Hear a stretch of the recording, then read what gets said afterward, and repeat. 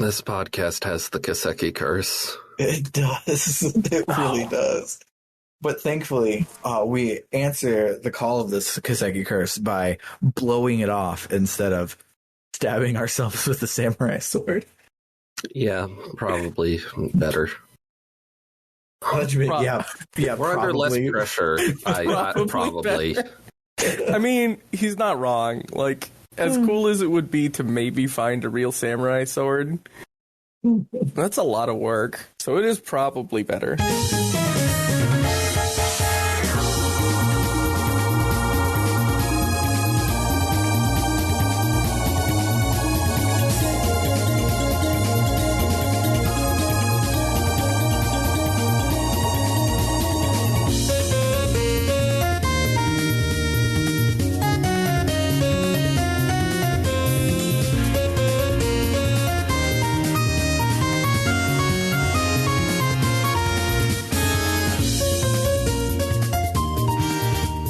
Welcome to Book Club no Kiseki. I am Sam Allman.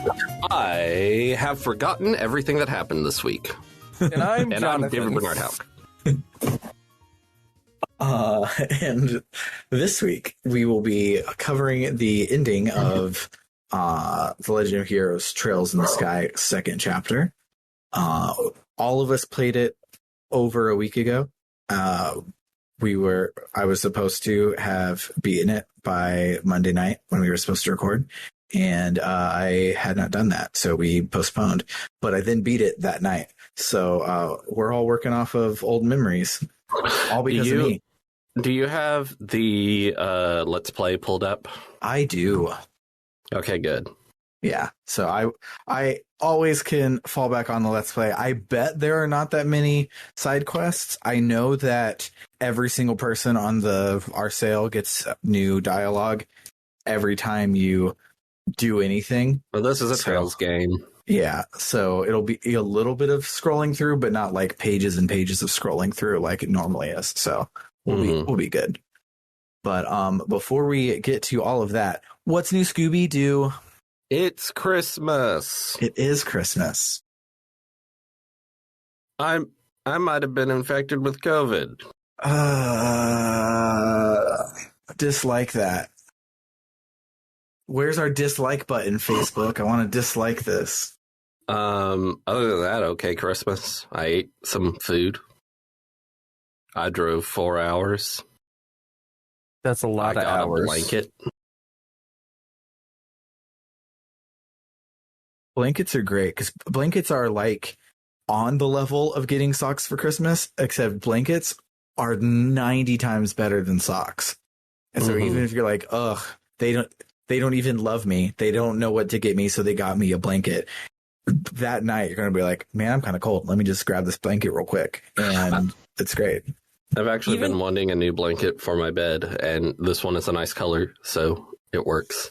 Hell yeah. I was going to say, even like a bad blanket, like you can fold it up, put it in your closet, and use it for moving, or if you have people over.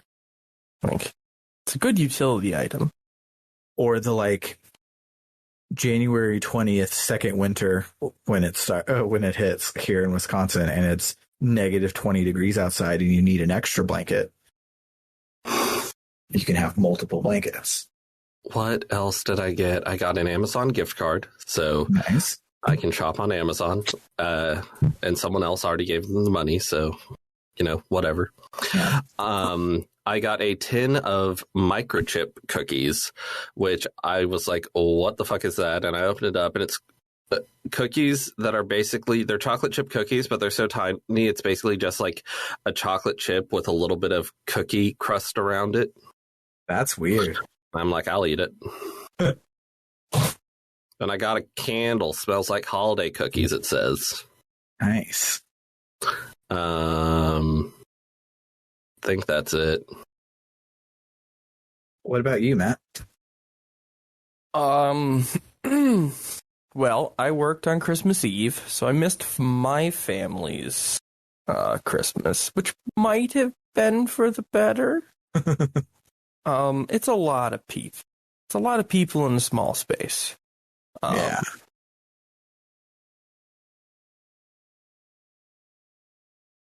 So far, I think I got a bottle of Mountain Dew so far for Christmas. Nice. Nice. I'd like a bottle of Mountain Dew. You have also received a 22-inch cathode ray tube television, That's complete true. with a retro gaming PC attached to it. I mean, technically, you haven't received it because it's right here, but That one is in transit. in transit, it's one of those things where it's like your item has shipped, but we can't really give you the tracking number because it's not actually shipped. It's still right here. That's what that is. When it fucking says it's shipped and you click on it and it says shipping label has been printed, FedEx is waiting package, and you're like, that's not fucking shipped. No, that's printed.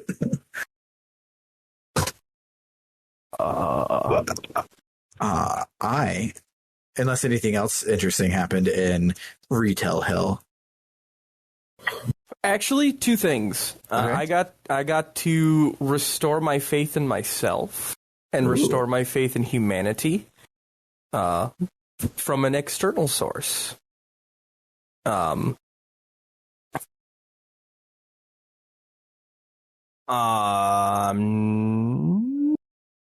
Okay, yeah, I can. As long as I don't use like specific details, I can probably tell both stories. Okay. We had a person come in. They are a foster care worker. Mm-hmm. They're like, we have $75. What can we buy in the store with that? For a particular group of folk. And I said, well, not a ton. Here's some games. What kind of systems do you have? And they're like, well, an Xbox, but it doesn't really work. And we had an Xbox Series X in stock. For those of you following along at home, that is not our cheapest system. It is not. So $75 is not quite there. No. So I said, well, we've got this. You've got your no tax paperwork, but this is how much you need. Anyway, long story short, I helped pay for an Xbox. Nice. Which I'm technically not supposed to do. But I looked at my boss and said, if you stop me from doing this, I'll quit. And with how quickly you got all of your promotions, I'm betting they would just accept that. She was also like, yeah, no, this is a good thing. Here's $50. And then so that was cool. I felt good about that because I didn't have to think about it. And it's one of those things in retrospect, you're like, I did a good thing. I feel good about myself because of that. And then I worked Christmas Eve. And it's like, oh, so everyone else is awful. That's good. Yeah.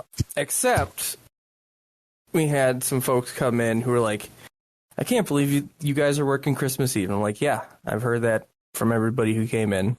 It happens when people come in. It happens when you come in. And they were like, no, but like, we've been working nonstop the past month.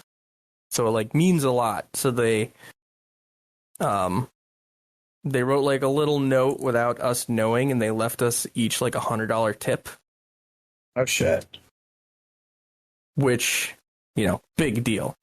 So like that's really cool. This sucks, but at least they get that it sucks. Yeah. That's that. Nice. I've had a weird Christmas. It hasn't felt like Christmas at all. This whole we put up our tree like before Thanksgiving, because last year we desperately needed Christmas, and then Christmas was a magical time and everything was great. But this year it's just like after 2021, I have to do Christmas now. It hasn't felt like Christmas, and it's been weird. And so I've been feeling super down about it. But Is it because it's Halloween outside? It's a little because it's Halloween outside. It's kind of like, why the fuck did I move 24 fucking hours away from where I lived if I'm not going to get fucking snow? Like, it's bullshit that I moved up to this wasteland and there's not even a winter wonderland for 6 months of the year this year. It's annoying, but yeah, it just felt off. But yesterday at about 4 p.m. my ADD wait mode engaged. The thing that normally happens like an hour before the thing. And you're like, oh, I have an interview at 1, so at noon I'm going to sit here and feel weird for an hour because I can't do anything because I'm waiting for the thing to start. That happened with 16 hours to go.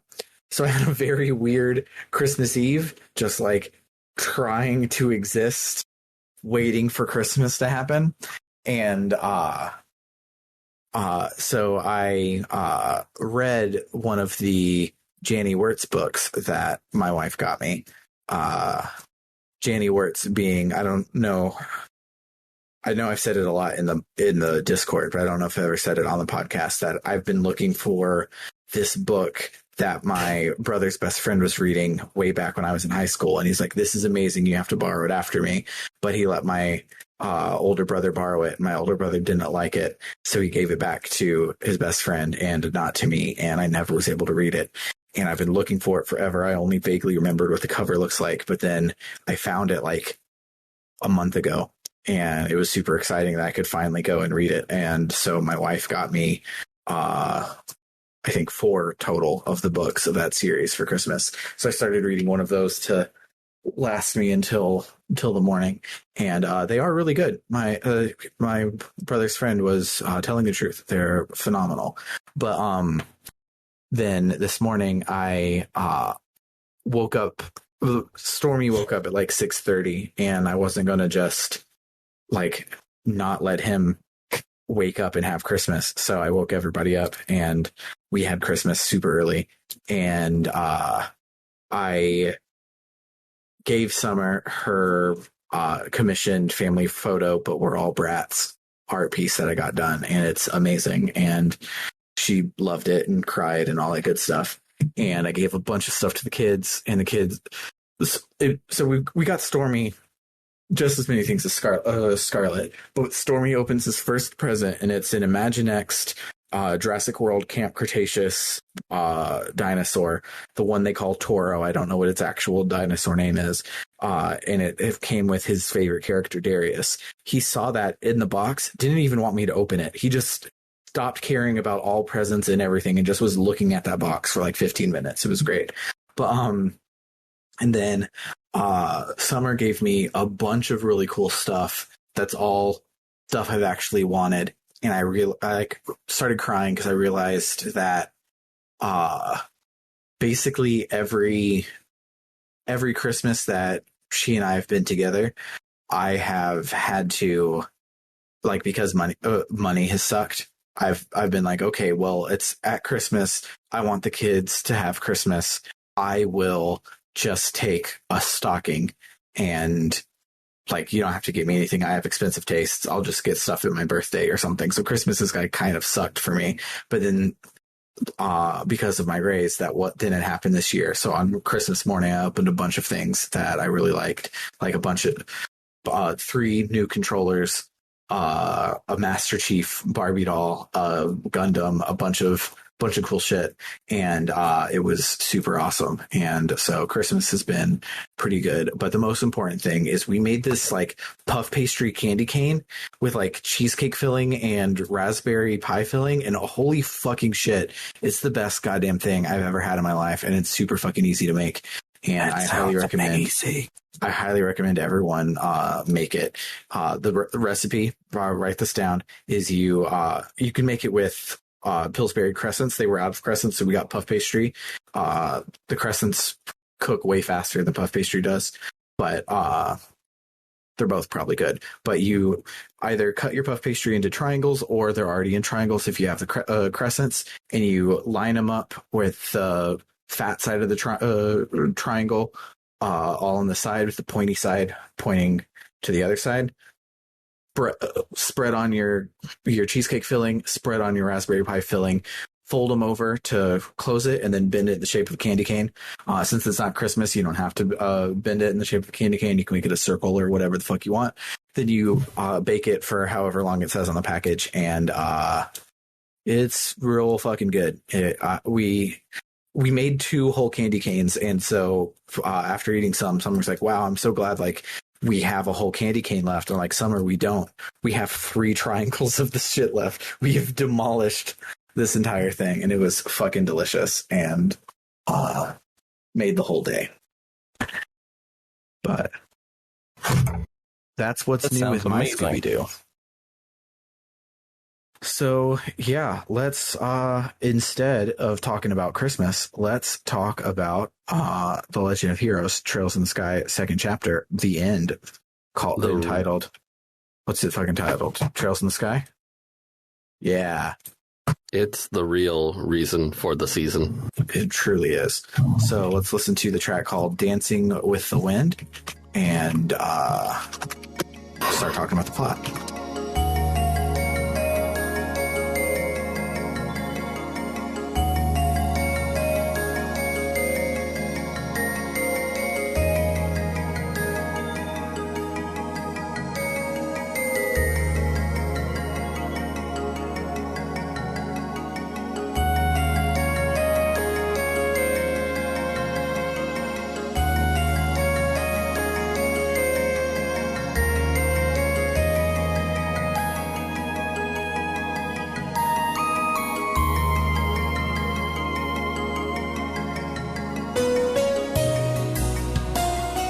Matt, don't forget this cold open. It's important.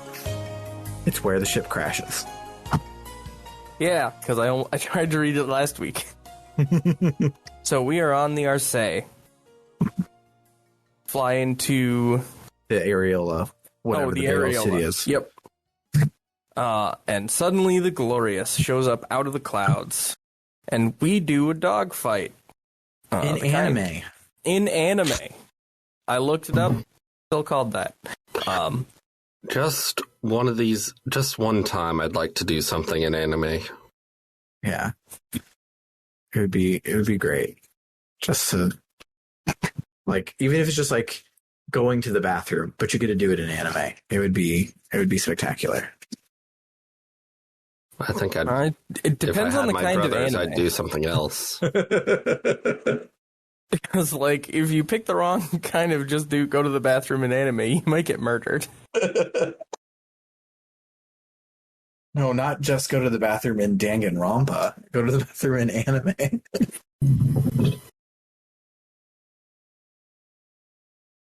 All right.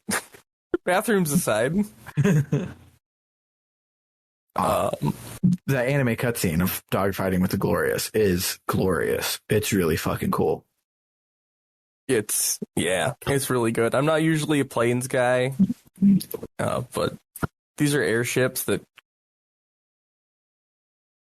kind of planesy. It's good. It's good. Yeah. Airship is airplane plus tank. So you like airships. You don't like airplanes. Yes. Yes. We got to keep on track, so I'm not going to expound. Anyway, so anime dogfight ensues. But then a new challenger appears. I had no idea what this was. The wiki describes it as a reverse engineered reverie that can fly, controlled by Lo. Yeah, it's a robot. I don't know where he got the robot, but it's a robot. Yeah, I buried the lead. It is a robot, not another ship. But it is a brand new robot. Yeah. It's also, it's weird that, like, obviously the cutscene part of it started playing and I was expecting a text box to save me, type thing, and I looked away and was like handling a kid or something, but I don't remember this next bit of cutscene. So later, when layaway, which is how it's pronounced in Japanese, which is stupid. No, it's not.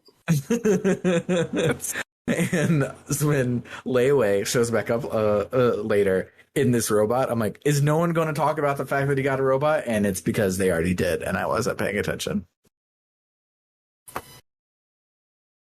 But yeah, he shows up and he slices our fucking wings off. Yeah, like a jerk. And we go trailing off In the sky. in the sky. The end? Question mark. No, and we go attempting for what passes for a landing towards the city. Flash. And we Finale. crash a lot. Oh yeah. We super crash. Finale. Trails in the sky. I love when the title of the movie is in the movie. It's so good. I mean, that happens at the beginning of most movies. Yeah, but I like it when it happens not at the beginning of the movie, and when somebody says it or you see it on a sign or something like that. I think I was playing a Chemco game. Okay, bear with me. This is relevant and it's pretty great. I do not remember what the title of the game was. And they do this similar thing where like 3/4 of the way through the game, they use the title of the game. And like they write there, all characters turn to look at the screen. Screen? That's amazing. Man, what if Kimco is the next Neon Falcom and we just don't know it because we haven't played the games? They're not. It's okay. Don't have to worry about that. Actually, they're pretty good. I've played some of their games. Anyway, we cut back into scene. Everybody's surveying what's left of the ship.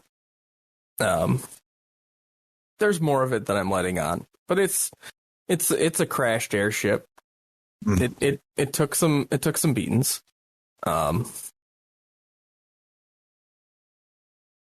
They figure we probably have enough time to repair it before the deadline expires. So they go. Everyone without a character sprite goes to do that. Estelle and Joshua say, we're going to go check out the city. While Niall and Dorothy are doing Niall and Dorothy things. That's what I wrote. I don't exactly know what it means. They're here because they got permission from Cassius, whoever, to take lots of pictures and get a scoop. And because they're everyone's favorite character, you think they won't be in the finale? Come on. You're not wrong. But before Estelle and Joshua leave, Joshua's like, I've got to go hang out with Kevin alone for a bit before we do anything. Bye. Yeah, and I was expecting like that to take a while, but you really walk outside, and then Joshua walks outside to join you, and you're like, what was that? And he's like, it's nothing. You'll find out in a little bit. I completely, I must have not been, I mean, full disclosure, at this juncture of the game, whatever was wrong with, whatever had been going wrong was getting worse. So there were text boxes that weren't showing up at all. And they would show up with the sprite but without any words. It was very strange. So that's not need great. To uninstall and reinstall your game. Yes, that is what I needed to do. Past Months Matt was ago. committed and stubborn.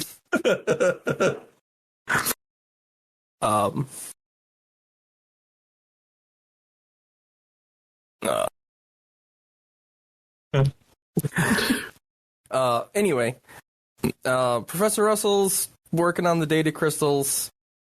And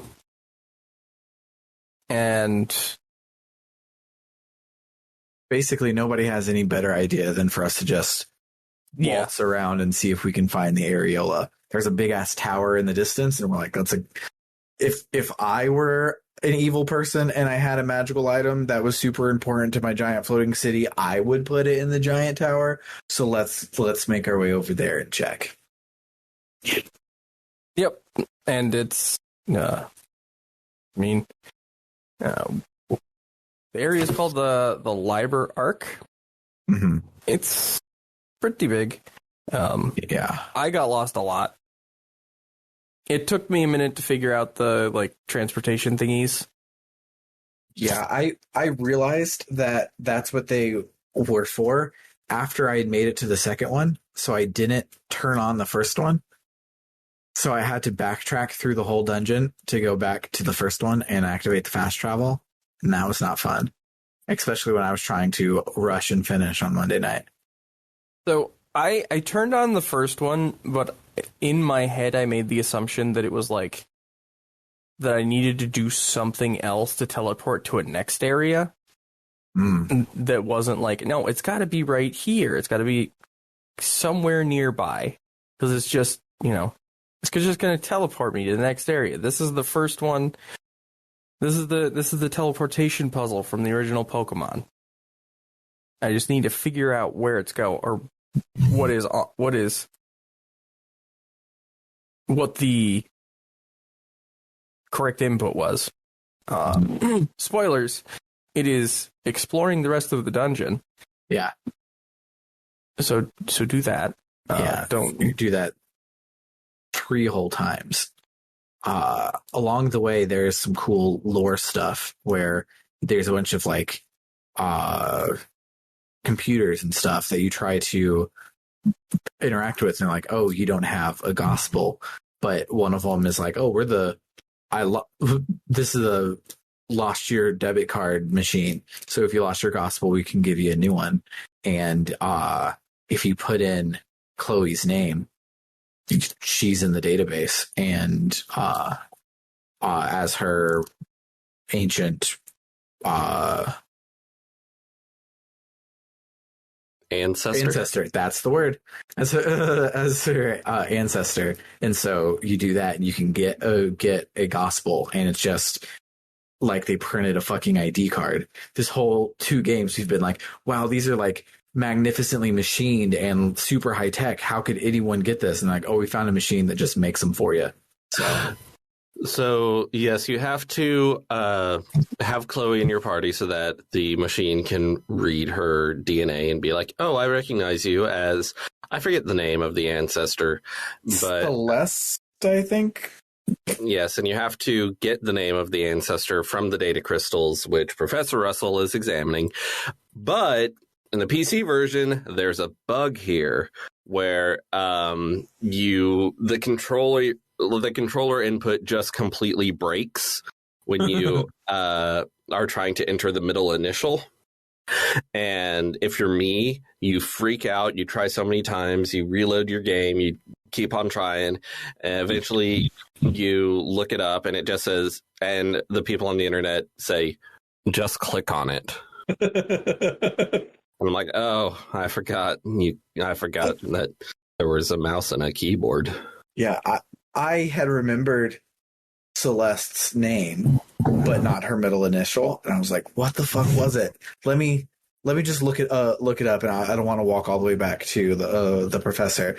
So I tried Googling it, and the one that comes up is the Steam page being like, oh my god, what's the matter? And people like, just click on K or whatever letter it is, and it's good.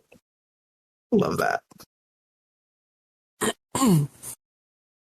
But yeah, in the third, is it the third area where we find the? So that's where the factory is. I don't know. I think it's in the second area where we find the girl, and then the third area where we take her to blow up the thing. None of those words Josette. are right, but Josette. Yeah. Yeah. Yeah, because We we are find so good at this. We're great. we find This is our premium content. Yeah, it is. Technically, the premium content is that they get this early. I made no promises that this was better than the other content. It's just they get it before everyone else does. They get our shitty content better or earlier. But yeah, so we make it to the second one and we run into Josette Capua, I love our her. girlfriend. She's fighting off some monsters, and we jump in to save her. And she explains that all her friends and brothers and all of them got captured by the bad people. Mm-hmm. And they're being held on the Glorious. And then she joins the party, and not as a guest this time. She joins it for real. Yes. it was so good. I love it. Except she joins your party without an S break. Yeah, that's weird. Because her S break is her brothers come in and fuck shit up. So she gets her S break story related. But it felt really weird having this character with all this crisis points or whatever that I couldn't fucking use. And it was annoying. But she's great, and I love her. Agreed. So we agree to let her join the party and go help her break her friends out of the Glorious. And thankfully, this time, all of the doors that turned the Glorious into a dungeon before are open. So now it is not a dungeon. It's a hallway. Yes. If you still do the dungeon, there's a lot of really cool loot that you can go and get. But you don't have to. You can just walk straight there. And it's great. And Josette just has so much fun dialogue in this sequence. Mm-hmm. Yeah. We have a fight with and we have a fight here with Gilbert, right? Yeah. Or is that later? I don't know. I didn't take I'm choice. pretty sure it's on the Glorious. It's I think so. Yeah, it's on the Glorious. It wasn't an impressive fight. Yeah, I think he is harder because he brings his lions to the fight. But you just kill the lions, and then Gilbert's still the same. Has not leveled up from before, which is such a good joke. I love a good systems joke that somebody is an idiot and they're not good, and they have shitty stats every time you run into them. It's a great joke. Love that it's there every time. It's like that boss fight in Final Fantasy VII where the guy gets hit. Good. Never mind. That's a spoiler. Well, it's not really a spoiler. It's a funny joke. But that can come later.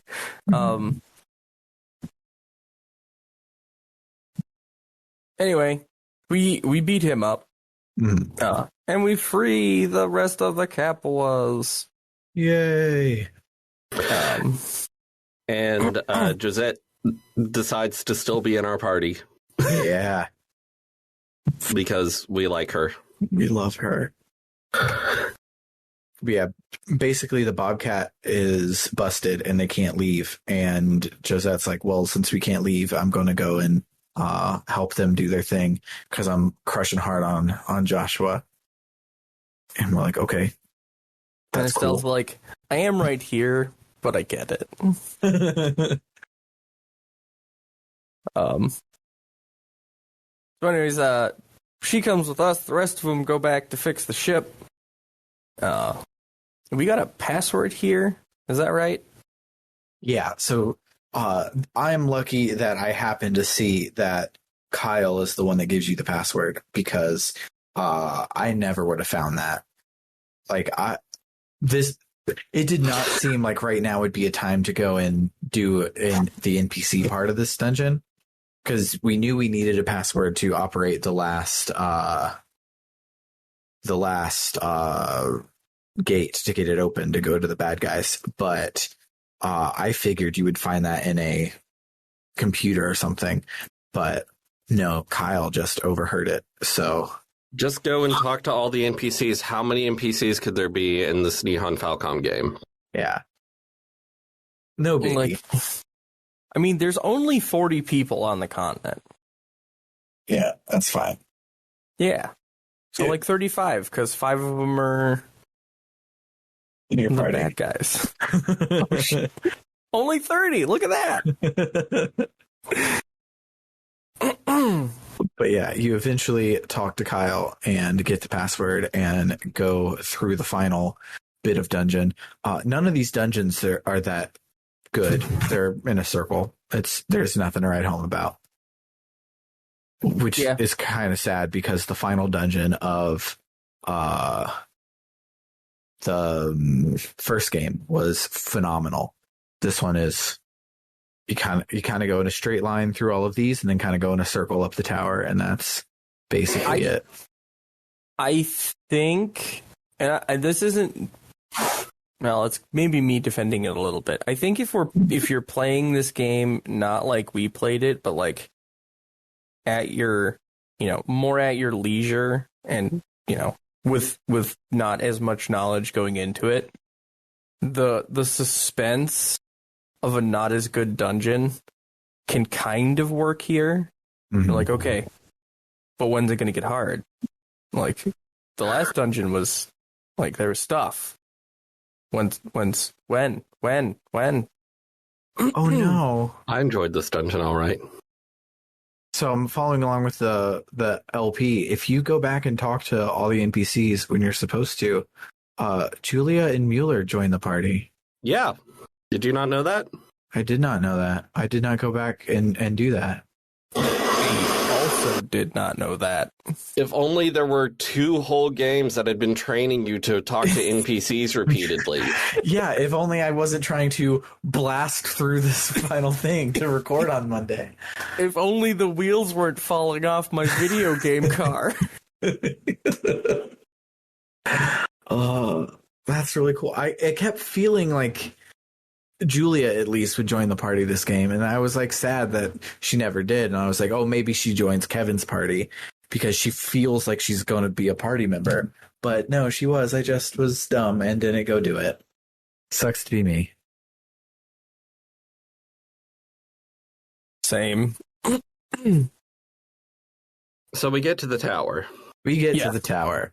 And it is an Elite Four situation. Yes, and what you're supposed to do, and what I specifically told Sam to do, is you're going to fight each of the enforcers one by one instead of them all fighting you at the same time, like would make sense. And so you want to go back to the RSA and get the appropriate party member. And you get a lot of cool dialogue. Sam got other dialogue because he didn't do that. Maybe it's also cool. Is the appropriate party member Agate? Because I always had Agate.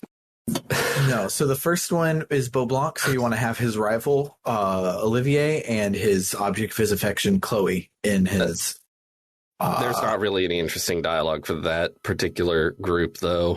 It's slightly flavorful, and he makes the remark, if you don't have them, I wish they were here, but basically doesn't change. However, as you recall, the plot of this game was everyone in our party coming up against their childhood rival and besting them. And so you show up and Walter is there and he's like, why the fuck didn't you bring us in? And we're like, because can we fight you instead? He's like, fine, I fucking guessed. And then you fight him and he's just like, you know what? If y'all beat me, like I can't even face Zen anymore. Tell him that like our whole rivalry is off. I'm out of here. I can't even right now.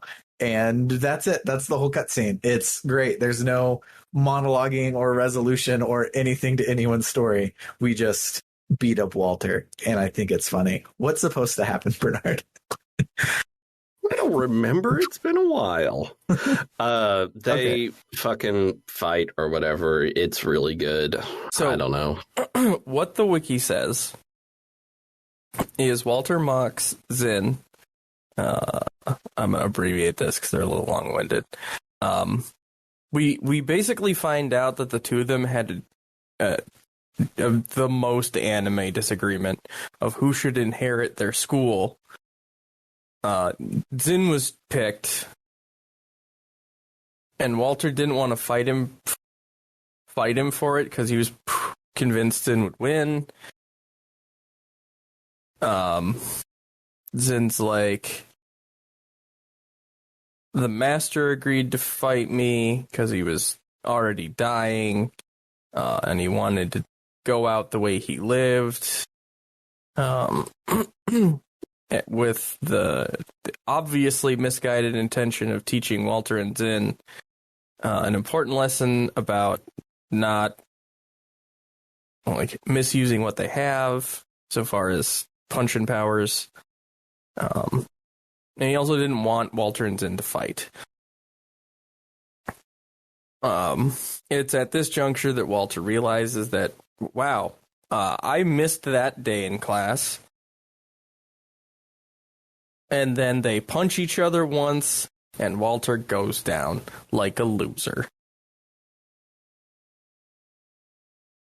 End of scene. Cool. And then I think, does Walter jump off the building, or is that just on the tower? That's just on the tower. Like, this says he faints, and that lines yeah. with, like, the pictures I think I saw. That's right. He jumps off the tower for me when we're like, oh, hey, I guess we're done here. And he's like, yeah, whatever. And he jumps off and leaves. It's great. I highly recommend bringing the completely wrong party for this last thing because it's funny. Anyway, then we move on to Luciola, and if you're me, you bring Shara. Yes. I think I had Cher with me at this point because I found some sort of combination that made her like a glass hammer, or she was just Glass like cannon. A glass hammer would be really bad. Yes. So that's okay. So that's a Warhammer thing. Okay. A glass cannon is something you can use twice. Okay. A glass hammer is like, I spent a lot of, because I had the resources laying around, it was a lot of like throwing Shara in to do a ton of damage and then dying. And that was the plan. So if I don't really recall what happens between Luciola and Shara. Remember, it's real good. I can do the same thing I did with the last one because I got it open right here. I also remember like the highlights of it. Yeah. I remember the cool way it ends, more or less. Yeah. It kind of confirms what we suspected based on, previous interactions with Luciola. Although it confused me because I thought the Troop Master and Luciola were like already an item. Yeah. But this directly contradicts that the picture that was painted of that. She was in like a one-sided. Yeah, she was in love with him, and he was like, you're my daughter. That's basically what I got from just reading it. Yeah. And, like, she picked a real bad time to tell him, because he was like, I'm planning to sell the circus and retire. And she she-wrote him right off the cliff. And used her powers to make it sound like he screamed later when she was, that's the instigator for the story that we know so far. That she threw him off the cliff and used her powers to make him scream later. Yeah. Yeah. And so she she delivers a very dramatic line. That was the very moment I realized the darkness inside of me, and eventually Ouroboros and the Grandmaster found me, gave my inner darkness a purpose, and eventually the path he set me on led me here. And now, I suppose, it leads me to the end. And she fucking spreads her arms and just like Jesus falls off the fucking tower to off herself. But then I was expecting Matt to pick it up. I was expecting someone to pick it up. Okay. So it's at this point that Cheryl, like, I cannot describe it any other way other than an Indiana Jones, like, whip to catch the arm. It is not how whips work. It's not. It would just hurt her. Yeah, it would just like it would flay the skin off her arm, and then she would fall bleeding instead of just fall. Yeah, she Gwen Stacy's her, except is successful. Yes. Oh, Sam.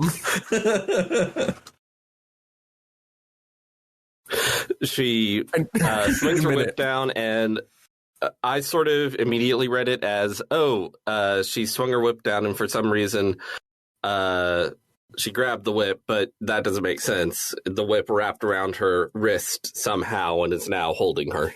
Mm-hmm. Yeah.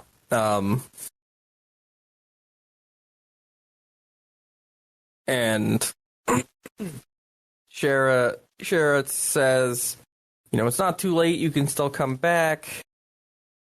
And Lucio is like, I only agreed to do Weissman's stuff so I could make sure that you were happy.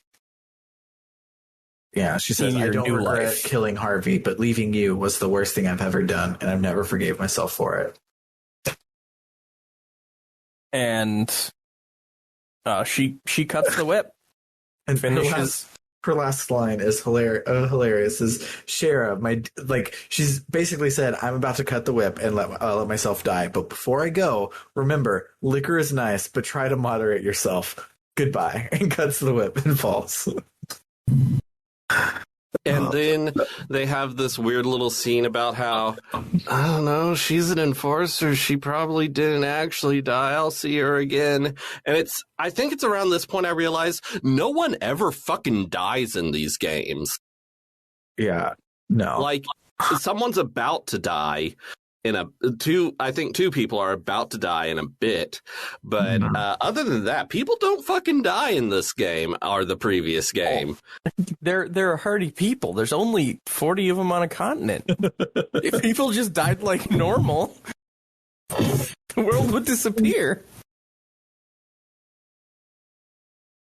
So yeah, we then make our way to our final enforcer.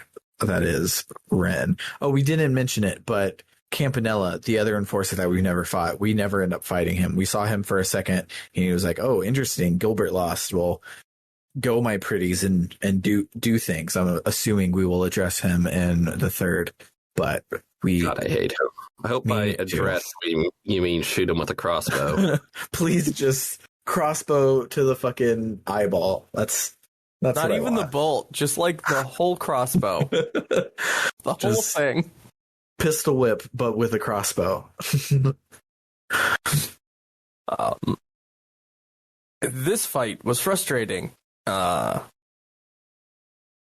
it's Ren? It's Ren. I had a tough time with it. I don't know about you guys. I did have a tough time with it. I beat the first 3 enforcers without having to cheat and die a lot, but I had to die like 4 times with Ren to be able to beat it. I had to like actually go back and swap Shara out because like that build was a meme thing that I always wanted to try and do in Trails of Cold Steel. Because I will not specify, but one of the characters lends himself to it if you can see through the matrix and you're like, oh, it's right there. I need to see the Matrix. It's been out for 3 days and I haven't seen it yet. I'm a bad sci-fi kid. This fight was a little tough for me because I was doing things right. So I went and brought Tita, and Tita dies easy. Yeah. I don't remember what special dialogue there was between Ren and Tita. I'm still flummoxed by that. Like, I don't know what it is about my Tita that makes her so tanky, but like, she's not as tanky as my Agate.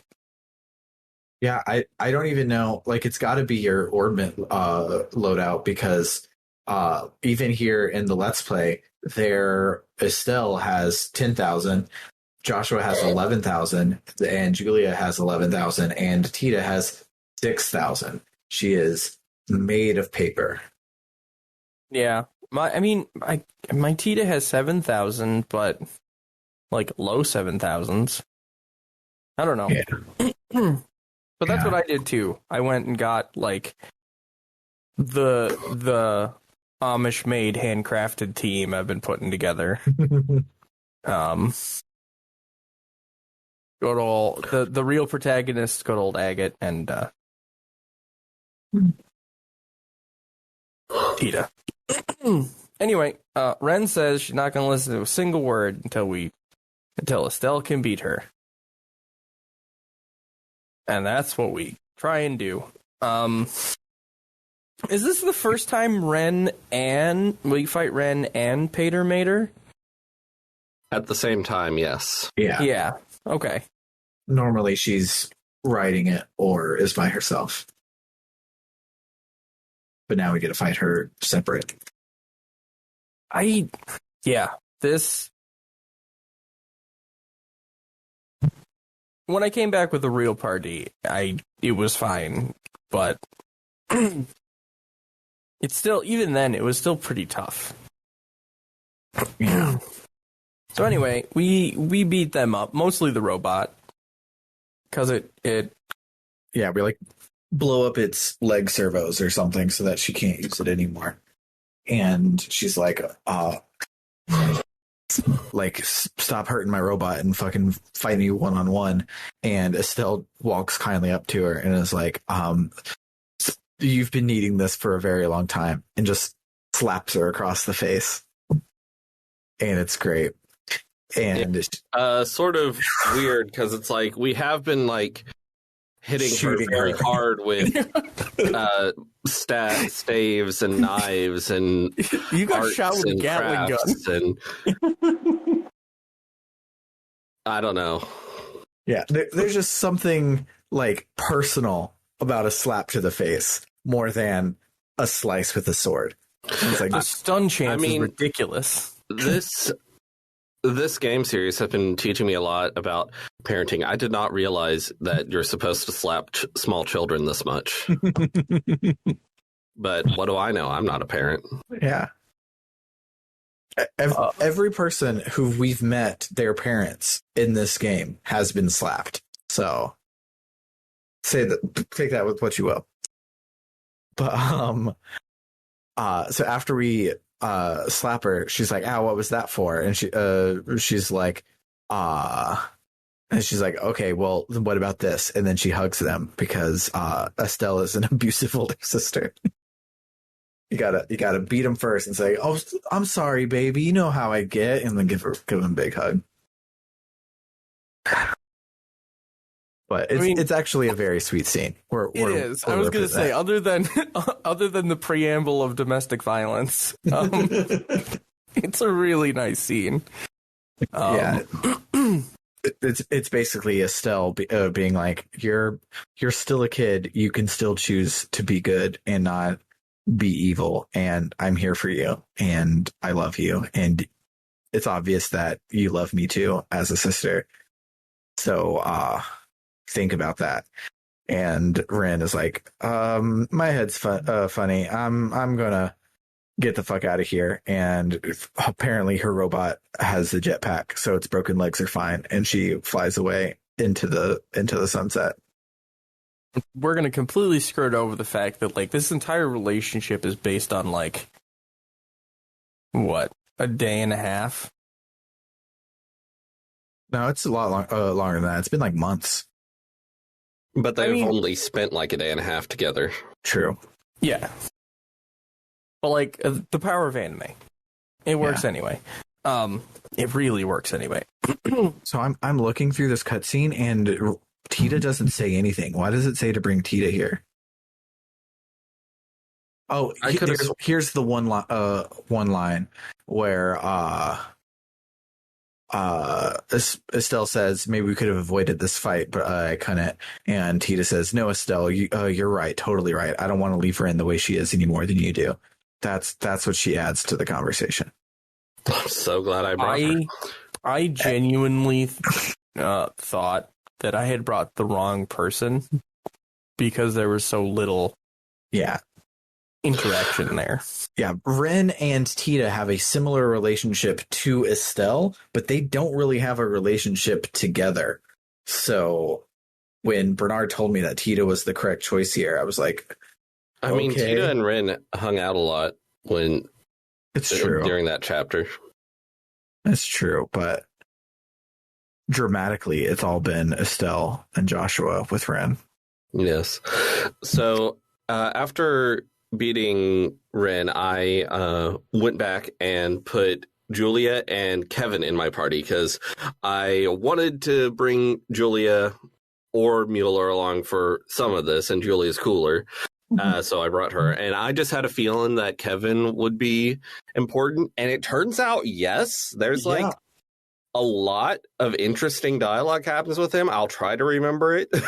Yeah, he does. I didn't have him, and he does like show up for a scene there at the end. So maybe there's crossover there, but yes, I mean, there is that scene at the end, but also like, I'll tell you when we get there. Cool. After the difficulty of the last boss fight, I just rolled with the team I had. And the last boss fight's low.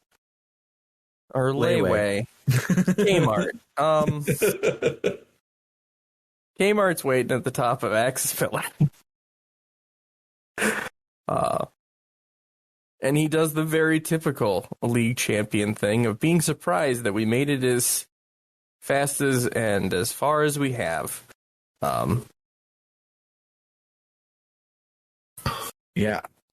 This battle is winnable, and I was almost winning, but I was like, you know what?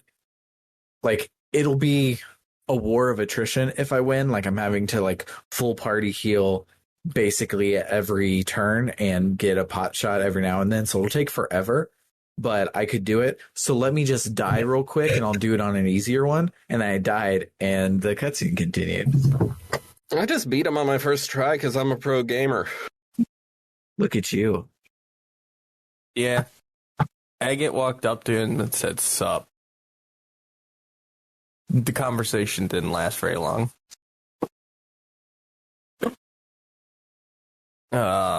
Okay.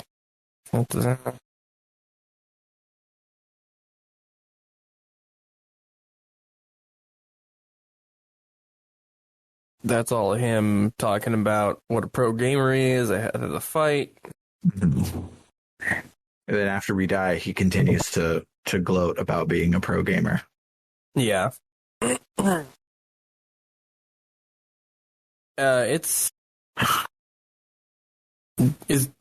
Either way, because I remember this. Yeah. So either way, win or lose, Joshua says 1v1 me IRL. Yeah, I imagine that beating him is an okay scene, but I really like losing to him because we're all basically dead, and he's like, "Well, I'm going to kill you now," and Josh was like, "No, like hold your ass. I'm gonna get up. I'm gonna fight you. I got anime special powers.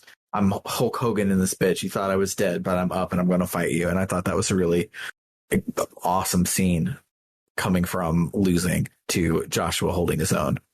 I thought that was really good. I think this is an instance where I would have preferred it been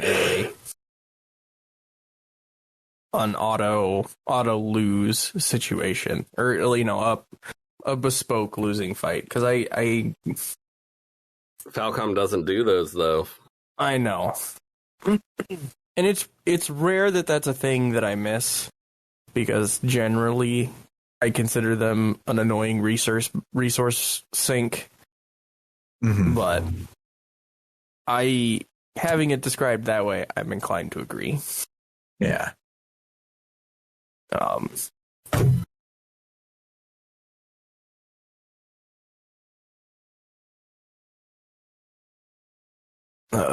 yeah, Josh says 1v1 me IRL, and so from Agate's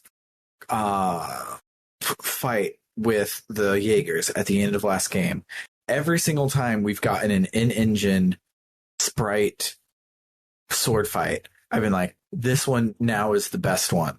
Except for maybe Julia versus Cassius training at the very beginning of this game. But every other one has upped it. And here we are again, upping it. And this one is fan-fucking-tastic. Just the best sprite work I've ever fucking seen. So good. Yeah. And it's really good. Our raven-haired sad boy, it's exactly what I wrote, does win by...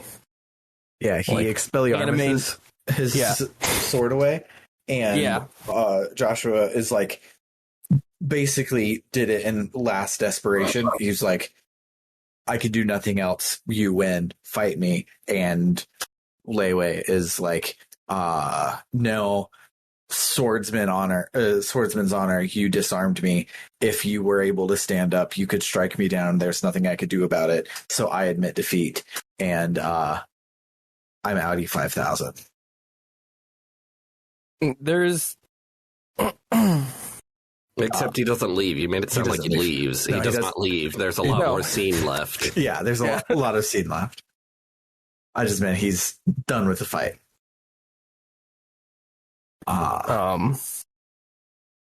He specifically comments that, like, what he learned from Weissman and, like, the being a good person he learned from Cassius makes a really good combination. He says he has his answer and no longer has any reason to be with Ouroboros. And then they hug. Yeah. And it caught me off guard because I wasn't expecting there to be like an emotional, like, oh, as soon as you're done with Ouroboros, I'm going to say the words, you're back, thank adios, you're back, Lei Wei's back, it's over, it's all over, which is exactly what Joshua says. But cool. They're buddies now, and they're hugging, and it was still emotional. I just was completely caught off guard by that. And apparently, so according to the wiki, Lo will have specific words for whoever your party composition is, like specific dialogue, which is neat. Yes, for Kevin, I'm trying to remember exactly what it is, but he says something like, oh, hey, you're that Grailsritter or whatever the fuck you're called. Do you know a woman named Rufina, I think what's the name? It is. And Kevin says, yes. And talks about how she died or something. And Lowe's just like, okay, just wondering. And I'm like, what the fuck? Yeah. For Agate, he says, your blade strikes with conviction and force now rather than empty rage. I see you've managed to find your reason for fighting. And yet Agate's like, yeah, I guess so. And he's like, what, why are you fucking, like, what do you mean? Why are you saying this? And he's like, Kevin, do you know someone named Rufina? And he just doesn't answer Agate, which is great.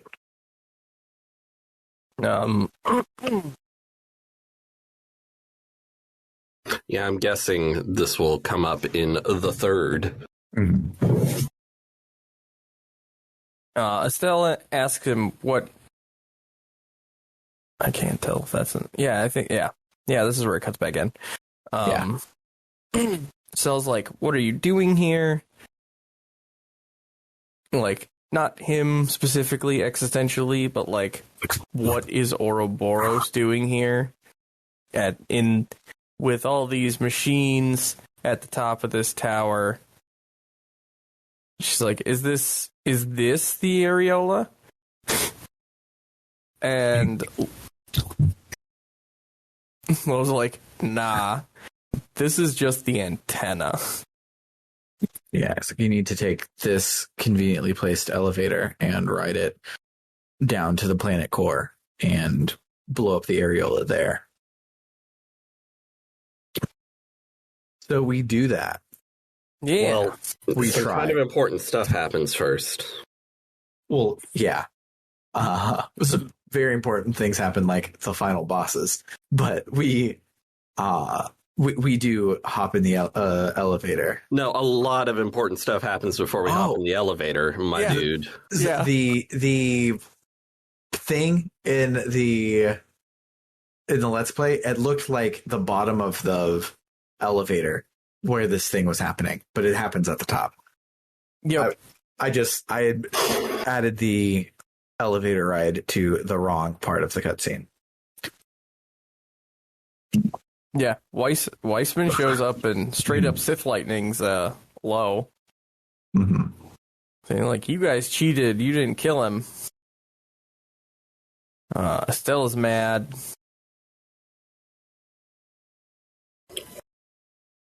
And he's like, but you still haven't figured out why I wanted to do this in the first place. He blames Joshua for throwing off all of his plans. And then he says, it's time you became my puppet once more, and retakes over Joshua's brain.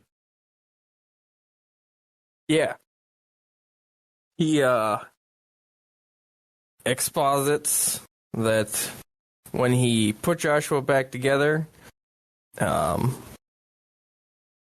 he implanted this thing called stigma, which lets him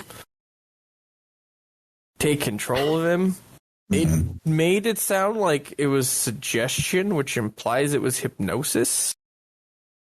Yeah, that's his whole thing. Is he's the nominee of this universe. He's all about memories and personality and those sorts of things. But he's not as nice and cool as Nominee is. Is Nominee the reason I can't remember fucking anything that happens in Kingdom Hearts? Yes. She started erasing Sora's memory, but instead reached through your PlayStation and erased your memory. Oh, I see. I thought it was just because I didn't fucking care. No.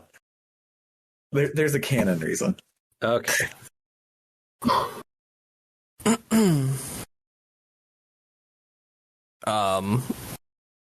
We get a bunch of information like about the tattoo. The tattoo itself is stigma.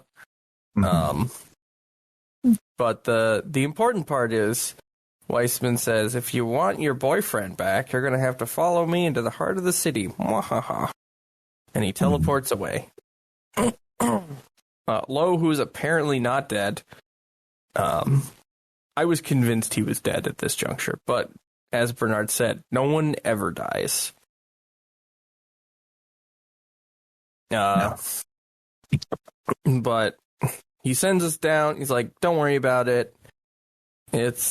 You'll pick him back up along the way. He's like a bad penny. You can't lose him. I mean, now we hop in the elevator. Yeah, and much like every... Well, before we hop in the elevator, everyone shows up. Yeah. Yeah. I swear eventually we'll run out of things that happen, and we will get to this elevator. I know y'all are so eager to get to it. Yes. It's a really good elevator. A bunch of the mechs that Lo was. I will not call him by his name. Lo was flying earlier. Show up, and Lo's like, "I'll fight him off," and we're like, "You're one guy who is dead." And then the entire party, all the party members, which are a lot at this point, and Professor Russell for some reason show up, and Professor Russell's like, "I'm here just to see what's going on," and it's like, okay, you're probably gonna get caught in the crossfire and die, but. Yeah, you should have done that from safety, but whatever. They missed an opportunity here for him to have like To draw his forbidden blade. to draw his forbidden blade and just put on like a crazy tanky look like steampunk mech thing. And he's like, "Oh yeah, I've been building this in my spare time for 30 years." See, like that would be great if he just had like Iron Man armor out of nowhere. Like, yes. That would be very Professor Russell. It would be super cool. But no, he's just like, "How's it going? I'm over here now." Then we get on the elevator. Does anything else happen? No. Well, there was that clown. No, stop it. So I thought you were serious and meant that Campanella showed up, and I was like, I don't remember that. No. So we do get on the elevator, and much like every climactic elevator in a video game that has come from Japan, people can board the elevator while it's going down, and robots show up, and you have to fight them. Elevator fights just a thing in Japan? I don't know. I mean, I know the business culture in Japan can be pretty cutthroat. Maybe that's what happens when you're on elevators. Yeah, the only elevator fight in a video game made in Japan that has ever made sense is in the first Metal Gear Solid, because the dudes were already in there. They just had cloaking devices on, and then you fight them. It is not this big ass freight elevator, and then somehow monsters arrive onto the elevator with you, and you have to fight them on your way down. Mm-hmm. It's silly. Weirdest trope that we've all just kind of agreed is okay and happens at about this point in most JRPGs. So we fight the monsters, or the robots. Yeah, and we make it down to the bottom, and we decide we're going to head in and save the day. Well, first we heal up all our people manually, then we walk a few feet and notice that there's an orbment charging station. Yeah, I was playing while we were waiting for Matt to show up for the last recording, and so I was playing it. I'm like, God damn it, I hate when you waste all of your stuff on a full heal and there's a full restore point in the next room. And Bernard was like, "I know exactly where you are," and it happened to me too. So from that point. But it's hard and scary, and you only have 3 people in your party. Of course you're going to take the time to heal up. Oh, I never heal outside of battle. It's a weird me thing, and it gets me killed all the time, but I never do it.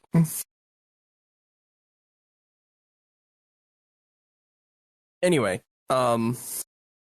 thankfully, this isn't a dungeon. I thought we were about to have to do a 3-party member dungeon, and instead it's a hallway, like an actual hallway. It does a good job of making you think it'll be a dungeon, though. Because I was convinced of the same thing. I was like, there's another dungeon with 3 people? Anyway. So we get to the very bottom of the elevator, and there's Weissman with the areola, and he does annoying villain shit. I think we should note some of the world building that we've been getting on our way here. So from the computers and stuff that we've been reading, we have gotten the impression that, one, the areola is just granting everybody's wishes and making everyone perfectly happy and everything's perfect and wonderful. 2, that's bad, actually. 3, the areola is alive and has its own will. and is scary and bad. And for Chloe's ancestor was the one who like locked it away because it was bad and scary, actually.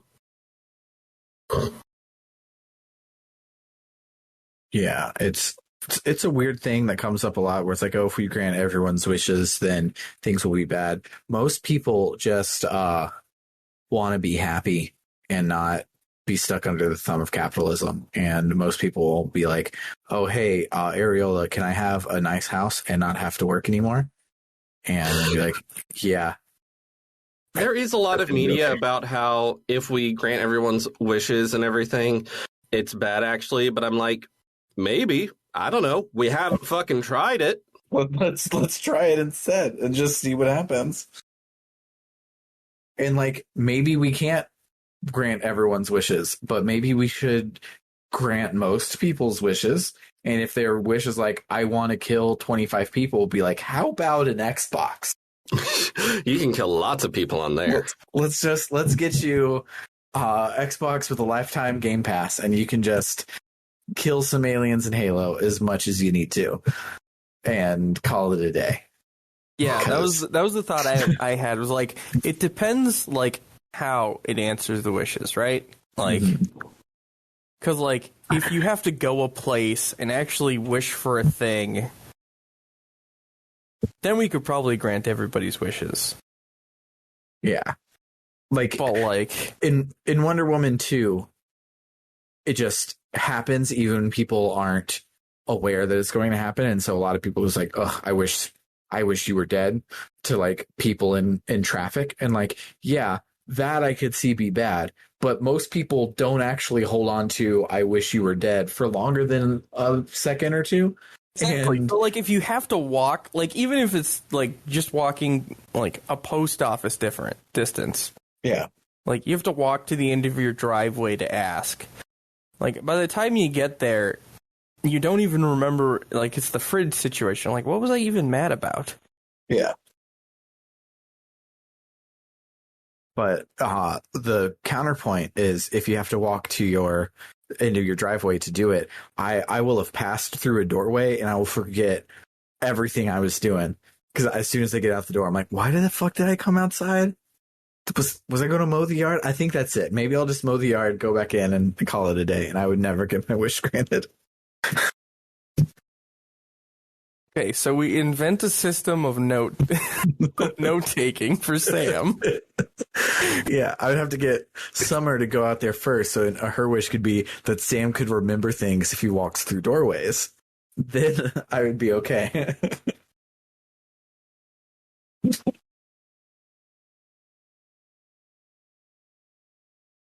Okay.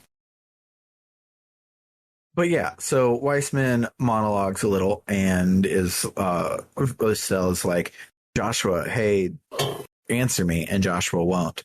And Weissman is like, oh, the stigma is controlling him. He probably could have figured it out and stopped me, but he obviously didn't, because I'm here and I'm in control of him and I'm doing everything, and this totally isn't my hubris talking. Except it is. And he goes to tell us about the city, and it seems like it's not super important right now. It just is lore. But the fact that he mentions that back in the ancient times, they split the continent into 7, and each of them have a big magic MacGuffin. That's probably the plot of all of the future games, so it's probably important.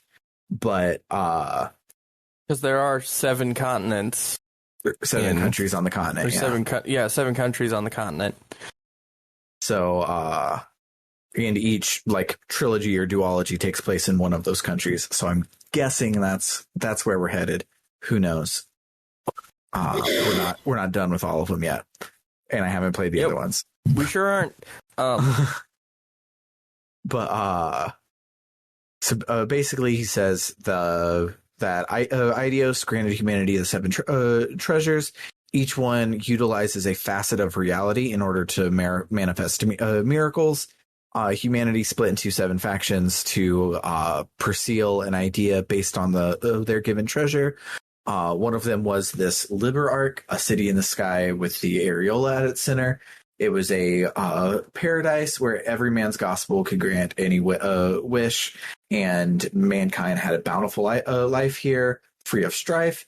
Over time, however, people's lives were swallowed up in the artificial bliss granted to them by the areola, and not just physical ecstasy, but dreams were provided by the areola, false realities granted people their spiritual fulfillment, and so they were addicted to these miracles that were basically just fake and drugs, and they lost all sense of ambition and ethics, slid into madness, and people stopped having babies and started committing suicide, which is a lot. And that's why it was sealed up. And blah,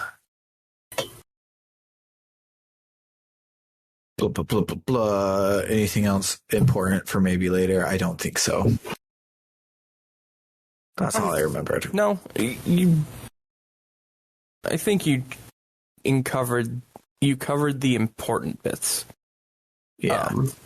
He then says villainy things about mankind is a beast and they need to be enlightened and have flawless logical rationality with no emotion, because it's their emotions that got in the way last time.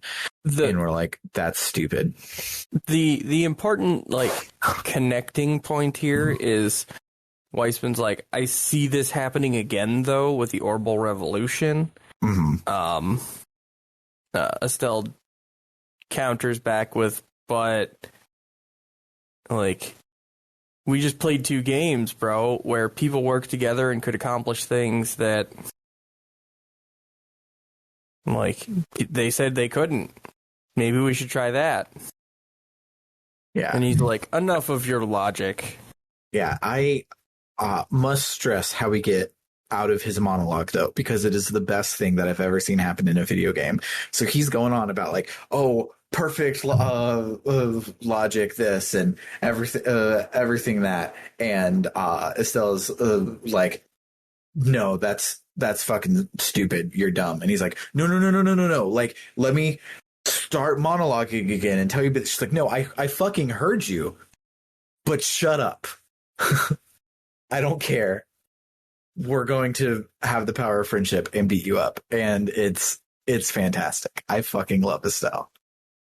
I almost wonder if they intentionally made it long-winded so the player would start to zone out a little bit. So when Estelle, I don't think Nihon Falcom has to try to make the dialogue in these games long-winded. I think that just happens. Okay, but it's a little long-winded even for Falcom. In my head, I like to believe that the writers we're going to intentionally give them everything. So they start to zone out. So when Estelle says, I'm not listening, you're dumb, you're like, yeah! Even more so than when you were gonna.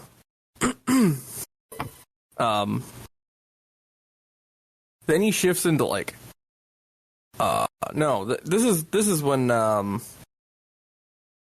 Estelle tries to talk to Joshua, right? And Weissman is like, Joshua, erotically mount Estelle.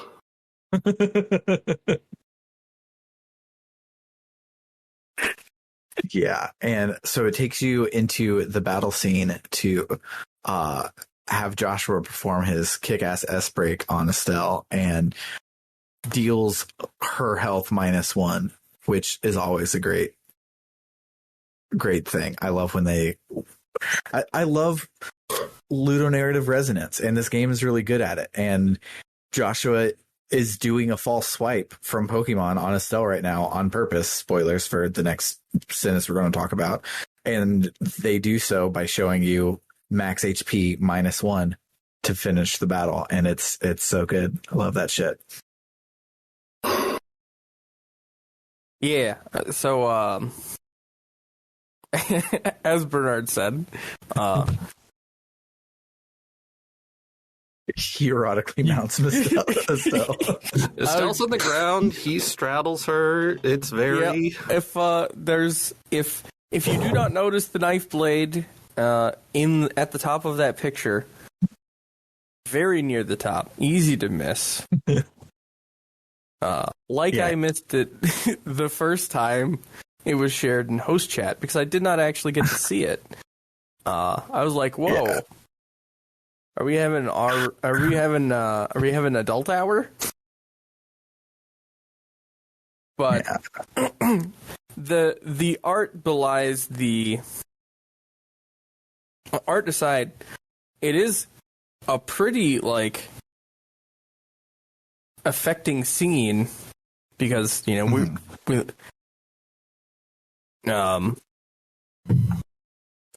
words wise, because Estelle's through the dialogue you get the idea that she's not blaming Joshua. She's like, hey, there's a particular line where she apologizes for not being able to keep her promise to return home with Joshua. But that she still believes in him. And obviously this is the hero story. That's not going to be how it ends. But they really they do very well but maybe this time it doesn't have the happy ending until he pivots and attacks Weissman instead. Yeah, he Kylo Ren's the fuck out of Weissman right here, and it's really fucking cool. Except Weissman doesn't die. No, but he's like Joshua has the knife to her heart and is like, nah, sorry, Estelle, if you died, I wouldn't be able to face reality. And he turns around and goes towards Weissman, and Weissman deflects him, unfortunately. But it was really cool. And Weissman is like, how? I hypnotized you. And he's like, haha, Cassius anticipated your hypnotizing and had me have Kevin counter-hypnotize me. Contrary to statistics, there are 2 hypnotists among the 40 people on this continent. Yeah. Suddenly we've entered some sort of weird, a 1980s movie about hackers, except it's hypnotism instead of hacking. It really is. But Cassius must be great on the playground, where it's like, oh, well, you see, I hypnotized you, so you can't do it. Well, I already earlier counter-hypnotized you, so what? He's a cheater. That's what Joshua was doing with Kevin in secret, was getting some special hypnotism in. And the letter earlier was Cassius explaining that to Joshua. Mm-hmm. Luckily we had a hypnotist aboard. Oh, yeah. Weissman's like, fine, keep your weird sad boy. I could do this by myself. And then we fight Weissman. Mm-hmm. And the thing. Yeah. And we will fight Weissman and his 4 little Duma Flotchies. And his Duma Flotchies hit hard, but I had fully charged S breaks for everybody, and all of them were all attacks. So I beat the shit out of his thingies on accident. And that felt cool. I don't remember how this fight went for me. I beat it. Yeah. Clearly. Yeah. Normally I write down how a fight was, but I got nothing for this one. Yeah, it wasn't terribly hard. I knew it wasn't the final boss because it wasn't terribly hard. Probably because the next phase is wildly overshadows it. Yeah. So yeah, he after you beat him, he does the very sane thing of being like, you guys are all the insane ones. I'm the only sane one here. Let me fuse my soul with this ancient technology and go through a body horror transformation and turn into a giant monstrosity, because that's what the only sane person in the room does. Obviously, I'm the sane one. You guys are insane. And he becomes this big old gross ass flesh monster robot. Yeah, I got maybe it's just me, but I got SMT vibes from the monster. Like, it's gross, but it's also a kind of cool design, I thought. Like, cool in its grossness. Yeah, it's like a mega level virus type Digimon. It's gross, but like cool. And he's got a super shield generator too, and then like we can't touch him. We're like, oh no, everything's bad. We can't kill him until our redeemed sad boy Lo arrives on his robot.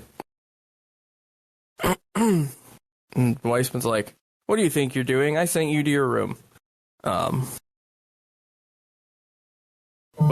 it immediately gets like serious because Lo responds with, what was your part in the Hamill tragedy? And Weissman doesn't hide it. He says the whole thing was part of a plan by the nobles, who were facing political pressures and needed a war they could win. And Weissman does the, like,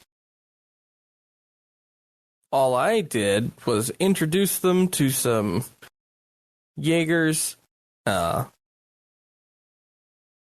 weren't doing anything, and gave them a couple of names. That's all I did. Yeah, I just casually started a war that killed a whole lot of people. So, no big deal. And he says that he just was doing it to prove that humanity sucks and they're all sinners and shit.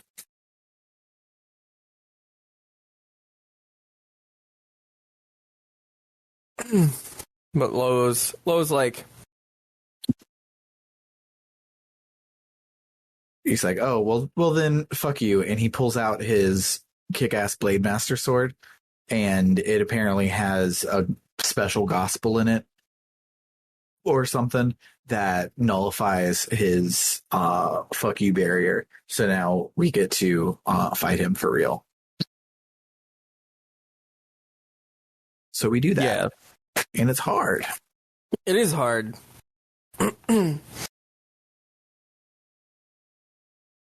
Bernard, do you have a reaction to the fight? I don't know. Yeah. I fought it. I won. Bernard, it's interesting pro gamer. how... What? It said Bernard pro gamer. We're Yeah, both like, it's hard. Bernard's like, I get it. It's interesting how this final boss of the main part of Trails in the Sky fucks with the floor, because that's also what the final boss of East 1 does. And I messed up and lost Kevin during this fight, but I won anyway. Yeah, I'm not sure what causes them to get blinked, but I ended up winning with a mostly dead Joshua, and everyone else had been blinked, and Joshua got in the last hit when I finally beat it. Like, he has his tentacle thing. It like will aim at a tile and make that tile go away, and your person will fall through. Okay. And I let that happen to Kevin. And wild thing, Kevin doesn't appear in any of the cutscenes afterwards, and Trails in the Sky the Third uninstalled itself from my computer.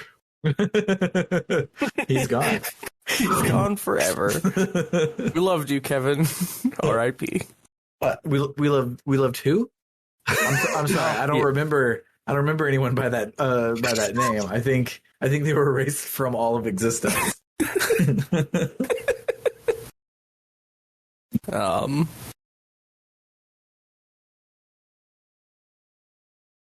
So yeah, he's hard. He was even harder than the final boss for me. This one was where it was real fucking hard.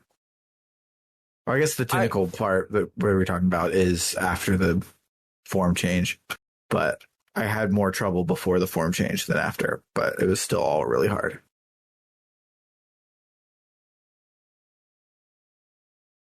It has been, oh boy, almost a month and a half. I don't remember what about it was hard. I remember at least 2 characters got blinked, but I still had Tita, so I was like able to keep healing. Anyway, we defeat the Eldritch Angel monster. Weissman turns back into his human form. Yeah, so he can run away more better. Which he does. He teleports away. And Estelle's like, dang it. Missed him again. Maybe next episode. But importantly, we destroyed the areola. So him getting away really is kind of an dang it, but no big deal because we got the thing we were trying to get. So we can now go check on Lo. It's amazing how much work it took to destroy this areola when really you can just like wear a rough shirt and move around a lot. Yeah. And usually that does the trick. Yeah, just wear like a cheap polo from Walmart or something. Rub those bad boys right off. Mm-hmm. Yeah.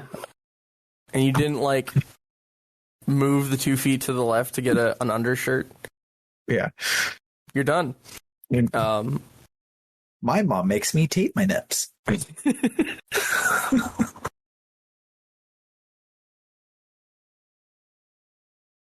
Anyways, let's not unpack that. Get excited because someone's about to actually die in this fucking game. Hell yeah! Hooray, death! It is low. Unfortunately, I swear to God, if he shows up in Trails of Cold Steel and is like, "Hi, I didn't actually die," it was me. I lived. You know what's going to happen now. I know. At least the next person we see die, we literally see him turn into a pillar of salt. Yeah. So he's probably not coming back. Yeah.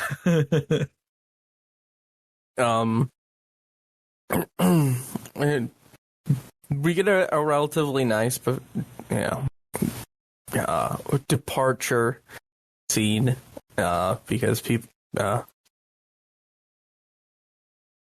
he's, I still need you. No, you're fine on your own.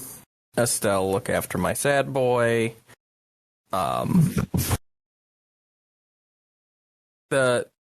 I'm glossing over this, but that's because there's a very important part at the end that I thought was much, much better than much of the rest of it. Yeah. Where he says, he finally understands why Karen smiled as she died. And then he's gone. Like, that's good.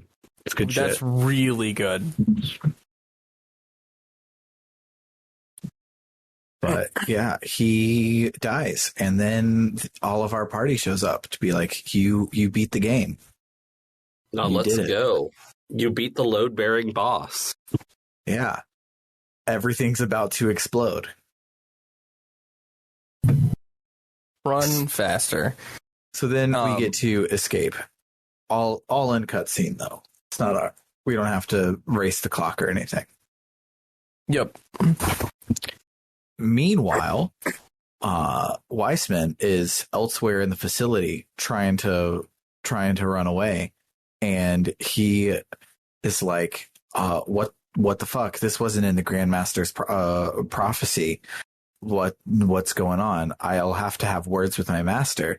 And Kevin is like, you can have words with my fucking magic, bitch, and turns him into a pillar of salt. Yeah, this part is a little weird if you had Kevin in your party, because it's like, wait, when did you get away? Kevin, he was just here. What happened? But yeah, Kevin shoots Weissman with a magic stake or something.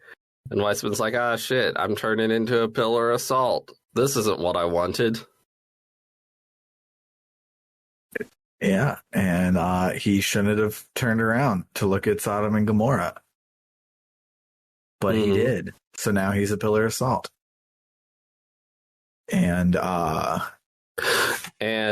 Kevin just says some cool badass motherfucker shit. Yeah, cool guys don't look at explosions, stuff like that. But then the clown shows up.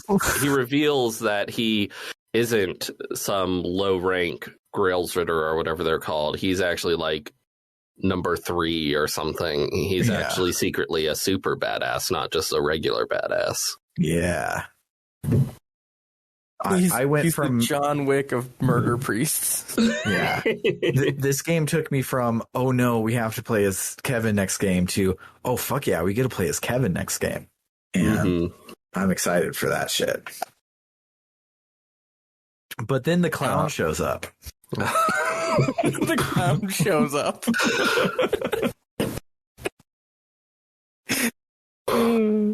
Yeah. He basically is just like, hey, I'm here just as an observer, and I've been watching you. I wasn't here to stop Weissman from doing anything. I just was seeing what's up. So I'm going to head on out. And he snaps his fingers to crumble Weissman's pillar of salt to let us know that he's not going to unsalt Weissman ever. And then he teleports away and takes Weissman's big ass lance sword thing that he's had. I didn't notice it at the time, but he definitely teleports that sword away, so that might be important. It'll probably come up again. But then apparently Kevin runs back up so he can flee with us. Yeah. Yes. Yeah, he's like, all right, you guys run ahead. I gotta see a man about a dog. Literally, because they talk about how men are just dogs. Fight. And so then he comes back and he's like, I'm good. I gotta see a man about a pillar of salt. So yeah, we run away and Joshua trips because that's what happens when everyone is running for their lives. So Estelle helps him back up, and they're like, oh, let's continue on running. But because they fell behind, the one of the pathways above a big old hole collapses because everything is collapsing. So Joshua and Estelle have to find another way out. So they do, and they run in the other direction to find a way out. And then it happens again. And every time they go across a platform, it happens where it collapses and they get trapped. Yep, they get stuck on a pillar out in the middle of nowhere, and they're like, well, fuck, we're going to totally die. So then Joshua's like, hey, since we're going to die, kiss me and give me a big ol' hug. And she's like, okay, cool. So they kiss and have a big ol' hug, and they fall to their fucking death. The end. End of game, question mark. We'll see you next week with... No, go ahead, Bernard.